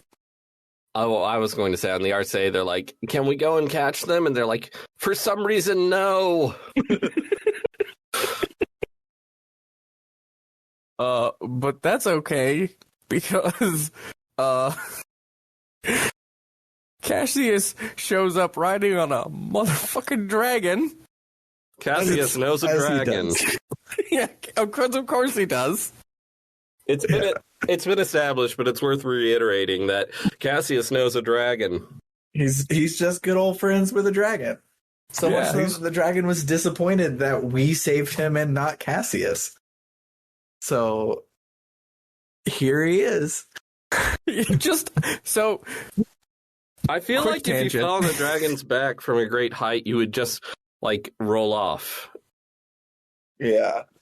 Maybe the dragon like started flying like at the same speed that they were falling. So then like when they actually caught them, it was like basically at effectively zero speed. So just kind of like when you toss a ball up and you lower your hand to catch it type thing. Does like that with them. Or maybe it was I'm gonna dragon guess magic. the dragon has gravity orbment and can just like adjust it as need be. I mean, Cassius is standing on it and not holding on for dear life or anything. So maybe it's a little of both. So, real quick, I missed this entire scene the first time, so I had to okay, they probably just like the Arcee showed up and saved him. It was probably fine or something. And when I the first time I read this on the wiki, I was like, that can't be real, can it? Hard disagree. Hard disagree. It is exactly what happened.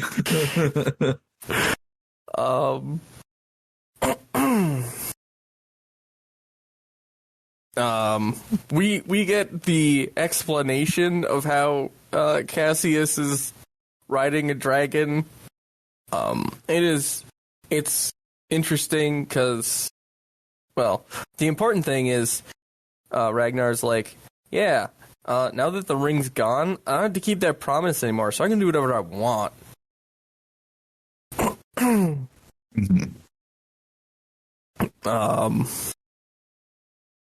So we're so Cassius, since you're one of the like top 3 people in the government, like what's going on? And he's like, don't worry, that's fine. I got you. Just you saved the day.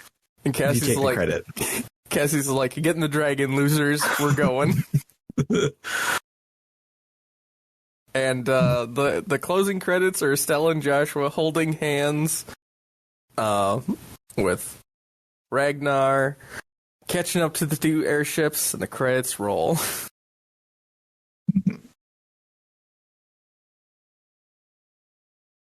What a game. After the credits.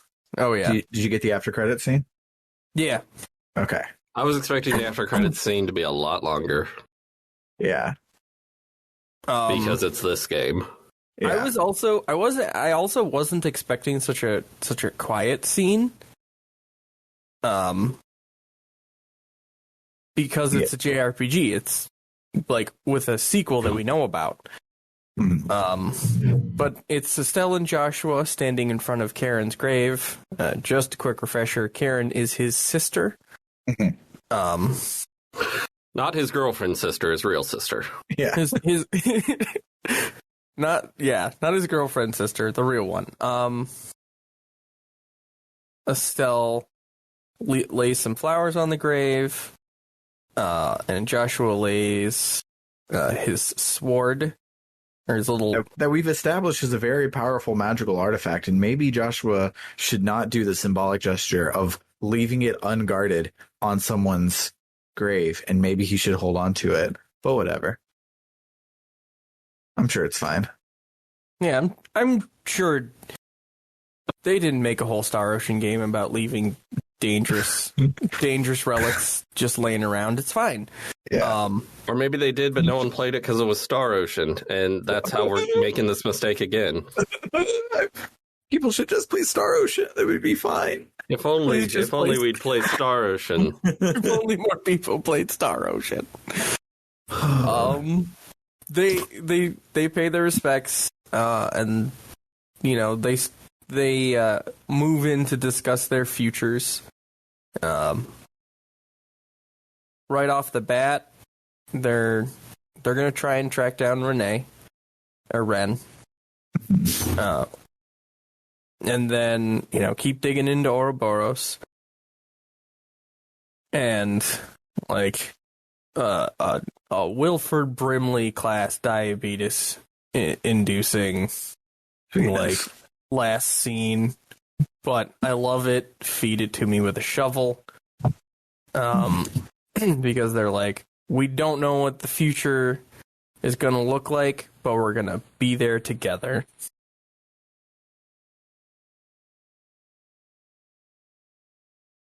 Wow. Scene. The end. Scene. Whew. We did it. So yeah, let's listen to this final credits track so that we can then talk about our memorable moments and this game as a whole. And this first ending of this series as a whole. I mean, it kind of ends on a cliffhanger, but it also kind of was an ending. It's my understanding is that much the third is an epilogue sort of thing. It's like sort of its own thing. It's very much an anime ending in that they're like, well, we're going to leave it open, so if we want to make an OVA later, we can. Or like a movie. But like, if this is all we get, no one's going to be unhappy with it either.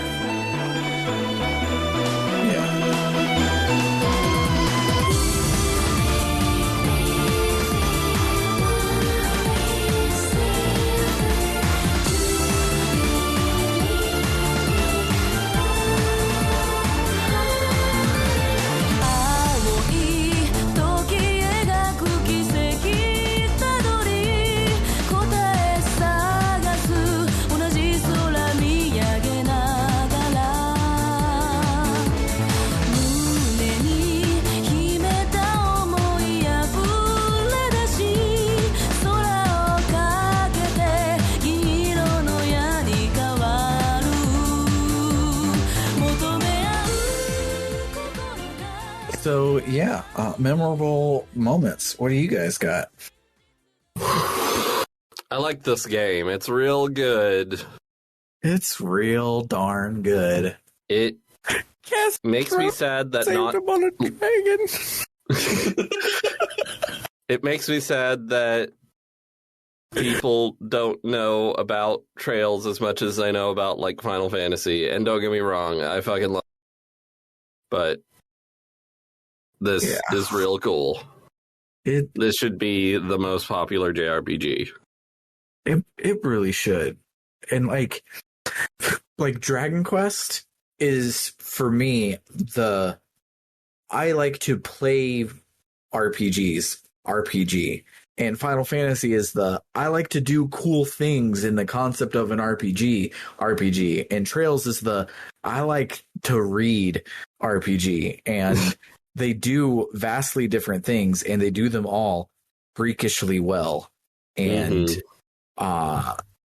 this game is just cream of the crop, like phenomenally good.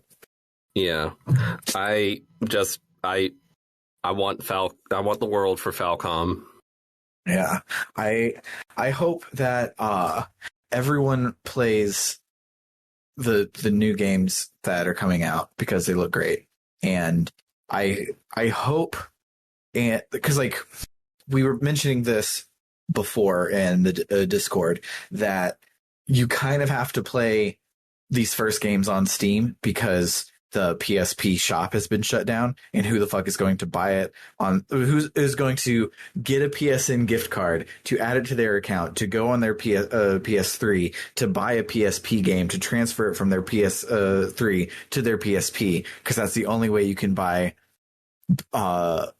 second chapter and the third on PSP. No one's going to do that. So you basically have to play it on Steam, and it's not super easy for a lot of people to sit at their computer and play long form RPGs like this. So I'm hoping that, because Falcom is aware of that issue, and they have said that they're aware that that's an issue and they want to fix that. So I'm hoping there's some sort of like collection or cheapish re-releases on Switch or PS5 or something like that soon, and everybody buys it and everybody loves it, and it becomes the next huge big thing, because I want Trails to be around forever.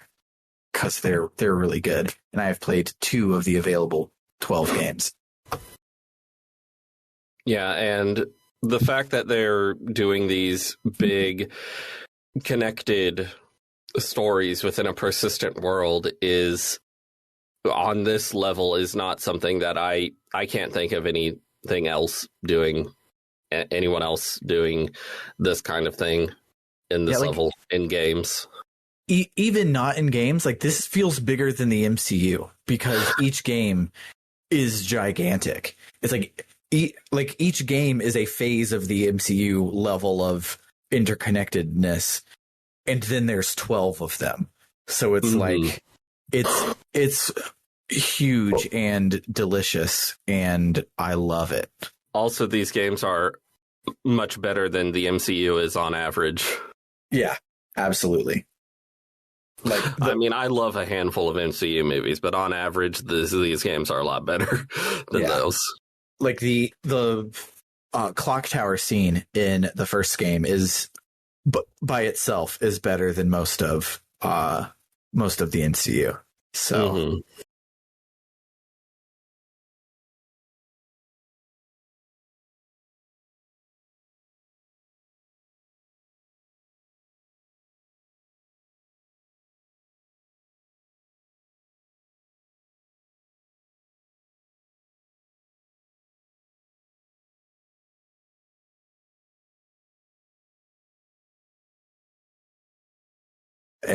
And not just wait for Crossbell, because I don't want to not be playing more Trails games.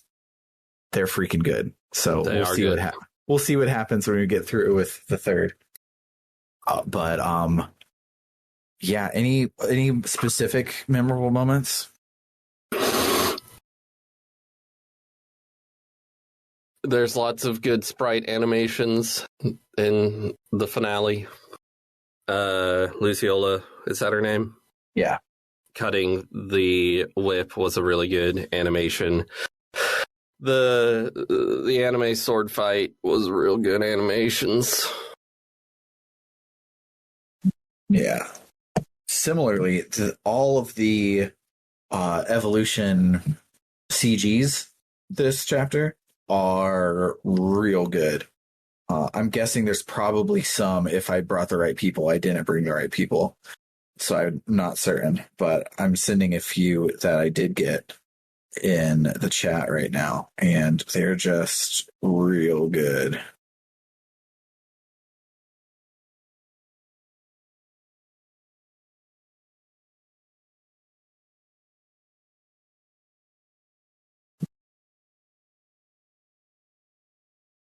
Yeah.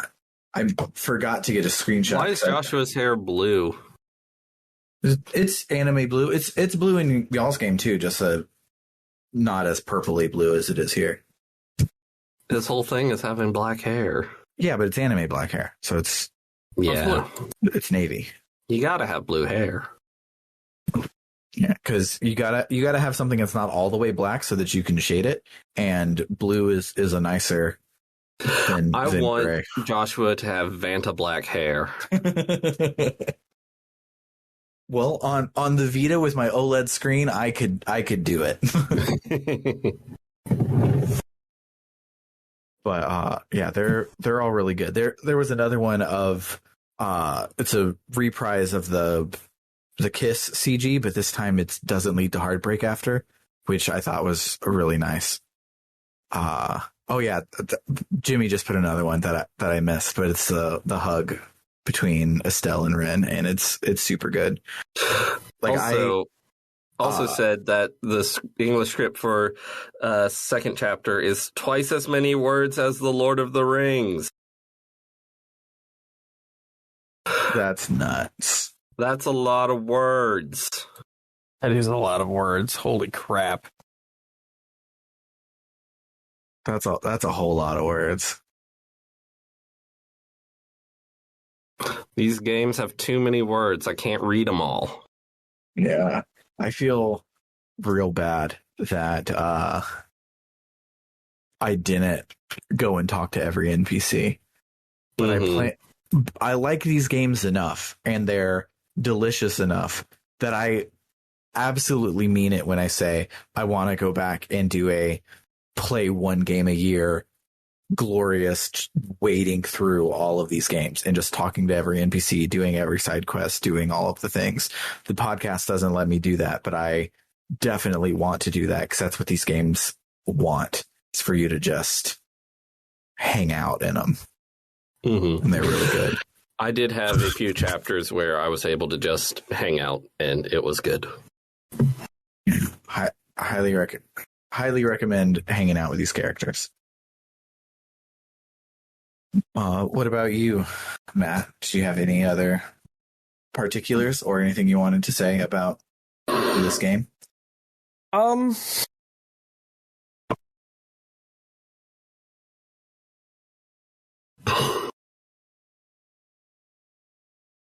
Yes. The vast majority of it is conversations I've consistently been told not to try and have on this podcast, which is fair. I'm bad about it.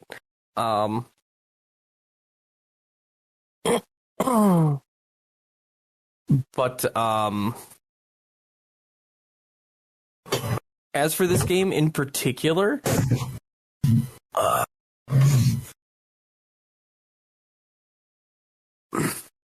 the best and I guess worst thing I can say is it did take me, I mean, it took me a while to like click into gear with this one. Yeah.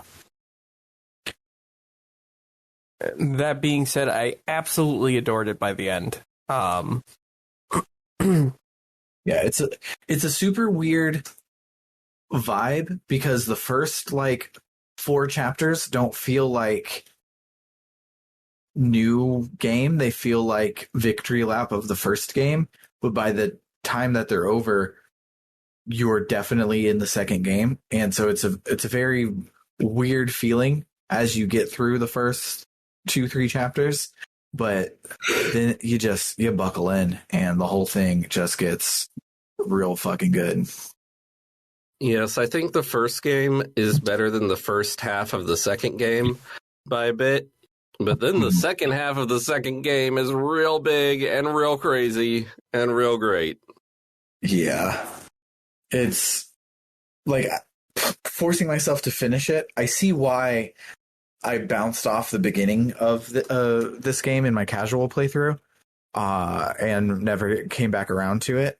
But I'm glad that I made a podcast to force me to play through it because the last half is fucking phenomenal. And now if Sky the Third has like 7 chapters of just Kevin trying out coffee shops, I'll push through it because I know at the 8th coffee shop the world's going to fucking explode and it's going to be amazing. So definitely ready for that. Lord.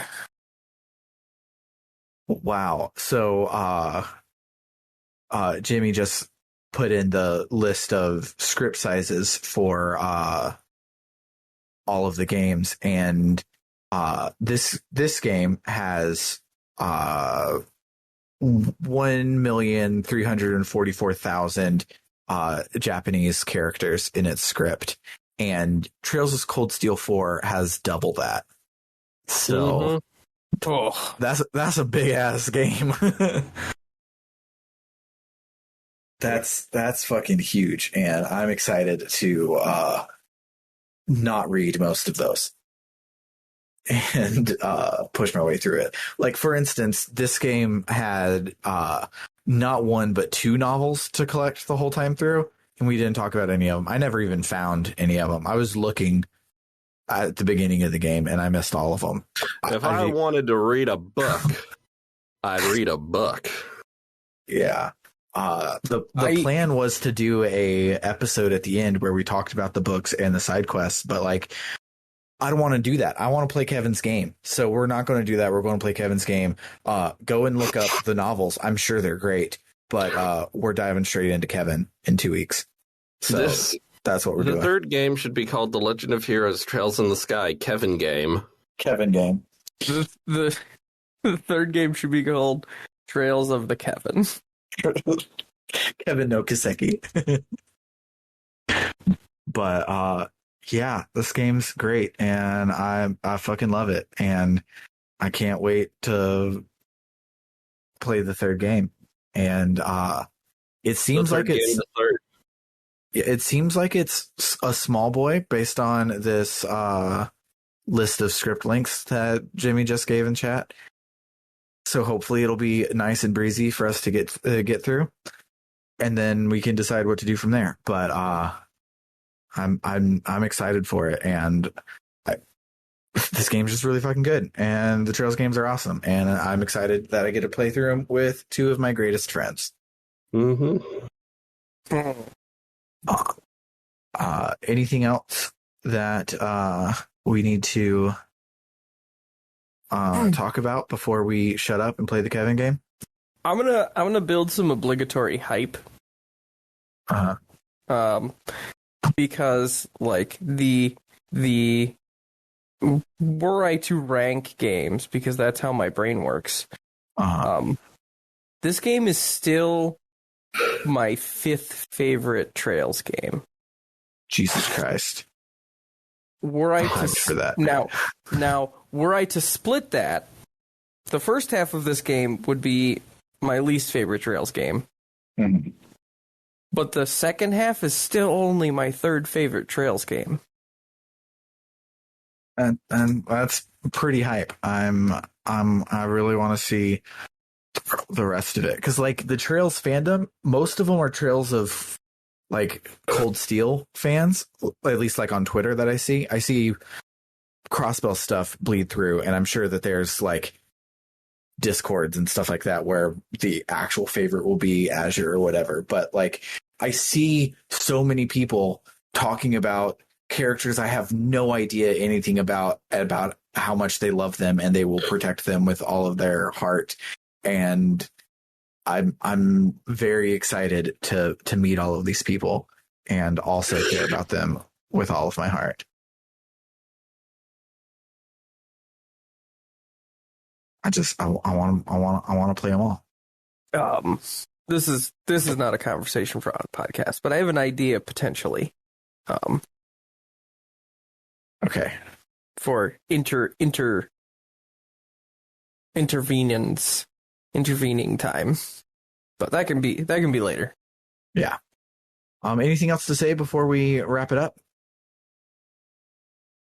I think we're good. I love Agate. He's the protagonist. Prove me wrong.